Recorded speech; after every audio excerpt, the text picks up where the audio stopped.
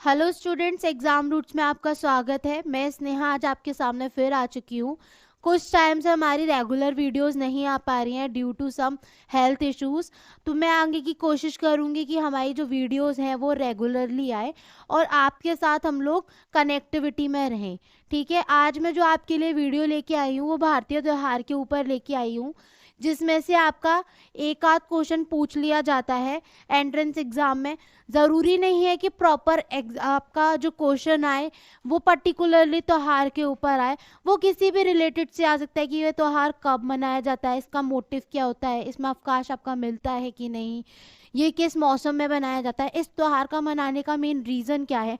इस सब चीज़ से आपका कैसे भी क्वेश्चन पूछ लिया जाता है। तो हम लोग चलते हैं त्योहार की तरफ और जानते हैं कि किस किस वे में इसको मनाया जाता है। पहला त्योहार है आपका दिवाली। दिवाली इसका जो है, दिवाली जो आपका बोला जाता है वो रोशनी का त्योहार बोला जाता है, बुराई पर अच्छाई की जीत का जश्न मनाता है। ठीक है, ये आपका पैन इंडिया में मनाया जाता है, ये शरद ऋतु में मनाया जाता है। क्या दिवाली पर कोई सार्वजनिक अवकाश होता है? हाँ, दिवाली पर हमारा सार्वजनिक अवकाश होता है। होली, होली हमारा रंगों का त्योहार है, बुराई पर अच्छाई की जीत का जश्न मनाता है। ठीक है, पैन इंडिया में बनता है, बसंत की ऋतु में बनता है, इसमें भी आपका सार्वजनिक अवकाश रहता है। ठीक है, होली और दिवाली हिंदुओं का एक बहुत ही फेमस फेस्टिवल माना जाता है। इससे रिलेटेड हमारी जो होली से रिलेटेड, दिवाली से रिलेटेड जो कथाएं थी वो उससे रिलेटेड भी हमारे क्वेश्चंस आ सकते हैं। प्रहलाद जी की जो होली पे कथा है और हमारी दिवाली की कथाएं, तो उससे रिलेटेड भी हमारे इस क्वेश्चन में पर्टिकुलरली कैरेक्टर्स के बारे में, किसी भी चीज़ के बारे में पूछ लिया जा सकता है। नेक्स्ट पे चलते हैं पोंगल। पोंगल हमारा फसलों का त्योहार है, प्रकृति और सूर्य देव को धन्यवाद देता है। ये त्योहार हमारा फसलों के त्योहार के नाम से फेमस है। ये आपका प्रगति और सूर्य देव को थैंक्स करता है, धन्यवाद देता है, उसके एक महत्व माना जाता है। ठीक है, तमिलनाडु में मनाया जाता है, सर्दी में मनाने वाला त्योहार है, सार्वजनिक अवकाश इसमें भी रहता है। ठीक है, ओणम चलते, ओणम अब भी हमारा फसलों का त्योहार है, राजा महाबली का स्वागत के होता है, इसमें केरल में मनाया जाता है। मानसून ऋतु में इसको मनाया जाता है और इस सार्वजनिक अवकाश रहता है। ठीक है, बैसाखी, बैसाखी भी हमारा फसलों का त्योहार है, पंजाबी नववर्ष बोला जाता है।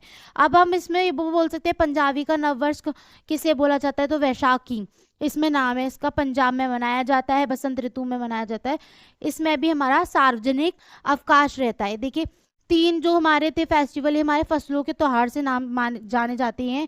इसमें प्रॉपर अलग अलग, किसी में सूर्य देव को धन्यवाद दिया है, प्रकृति को धन्यवाद दिया गया है, किसी में राजा महाबली का स्वागत हुआ है और किसी को पंजाबी का नववर्ष कहा जाता है। तो इससे रिलेटेड भी पूछ लिया जाता है। आपका दुर्गा पूजा, दुर्गा पूजा जो है दुर्गा देवी दुर्गा की पूजा करने वाला पश्चिम बंगाल में होने वाला एक फेस्टिवल है जो शरद ऋतु में मनाया जाता है और हाँ, इस पे भी सार्वजनिक अवकाश रहता है।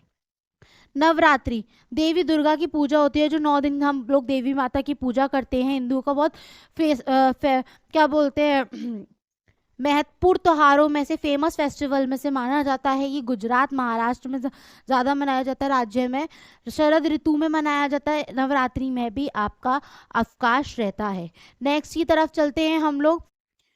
गणेश चतुर्थी, भगवान गणेश जी के जन्म का एक उत्सव है जो आपका महाराष्ट्र, कर्नाटक में मनाया जाता है। मानसून में ये त्योहार मनाया जाता है, सार्वजनिक अवकाश इसमें भी हमारा रहता है। ठीक है, मकर संक्रांति जो आपकी 14 जनवरी ऑलमोस्ट ज़्यादातर नहीं मनाई जाती है, सूर्य के मकर राशि में संक्रमण का प्रतीक पर्व है, पैन इंडिया में मनाया जाता है, सर्दी की ऋतु में मनाया जाता है और हाँ, इस पे भी हमारा अवकाश रहता है।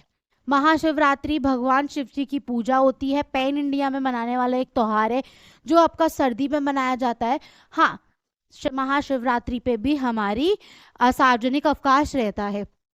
ईद उल फितर, जो रमजान का अंत, इस्लामी त्योहार, ये आपका मुसलमान भाई बहनों का एक त्योहार है जो पैन इंडिया में मनाया जाता है, शरद ऋतु में मनाया जाता है और इसमें भी हमारी सार्वजनिक अवकाश रहता है। क्रिसमस, ईसा मसीह के जन्म का उत्सव है जो हमारे क्रिश्चियंस भाई बंधु हैं वो लोग ये त्योहार मनाते हैं, उनका त्योहार है ये। इस दिन हमारा उनका जीसस यीशु का जन्म हुआ था, उसके हर्ष और उल्लास में ये त्योहार मनाया जाता है। पैन इंडिया में मनाने वाला त्योहार है ये, सर्दी में आता है 25 दिसंबर को। और हाँ, इस पे भी हमारा सार्वजनिक अवकाश रहता है। लोहड़ी सर्दियों के अंत का प्रतीक पंजाबी त्योहार है एक, जो पंजाब राज्य में मनाया जाता है, सर्दी में आता है और इसमें आपका सार्वजनिक अवकाश नहीं रहता है। ठीक है। रक्षाबंधन भाई बहनों के बीच बंधन का जश्न मनाता है, पैन इंडिया में बनता है, मानसून में आता है और इसमें आपका अवकाश नहीं रहता है। ठीक है। नेक्स्ट पे चलते हैं, जन्माष्टमी भगवान कृष्ण के जन्म का उत्सव। जब भगवान कृष्ण का जन्म हुआ था उसकी हर्ष और उल्लास में ये त्यौहार मनाया जाता है। पैन इंडिया में बनाने वाला एक त्यौहार है, मानसून ऋतु में इसको मनाया जाता है, इसमें आपकी सार्वजनिक अवकाश नहीं रहता है। ठीक है। अब चलते हैं उगादी, कर्नाटक और आंध्र प्रदेश में नए साल का दिन माना जाता है, कर्नाटक और आंध्र प्रदेश में माना जाता है, बसंत ऋतु में मनाया जाता है। हाँ, इसका आपका सार्वजनिक अवकाश रहता है। अगर इसमें से ही पूछ लिया जाता है कि कर्नाटक और आंध्र प्रदेश का जो नया साल का दिन है वो कब, कौन से त्योहार में स्टार्ट होता है, कब मनाया जाता है, तो हम उसको बोल सकते हैं उगादी। ठीक है।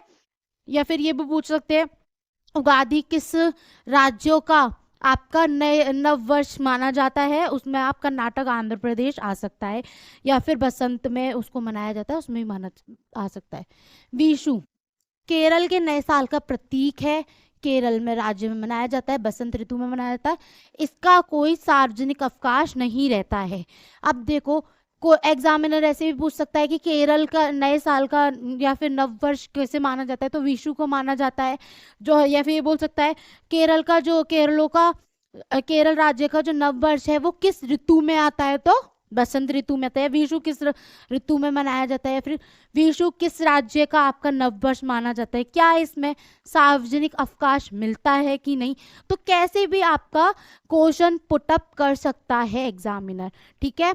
नेक्स्ट पे चलते हैं, मुहर्रम जो है इस्लामी नववर्ष, इमाम हुसैन की शहादत का मातम है। ठीक है। ये मुसलमान भाई बहनों का ये हमारा त्योहार है मुहर्रम, जो कि पैन इंडिया में मनाया जाता है, चर ऋतु में मनाया जाता है और इसका कोई सार्वजनिक अवकाश नहीं रहता है। ठीक है।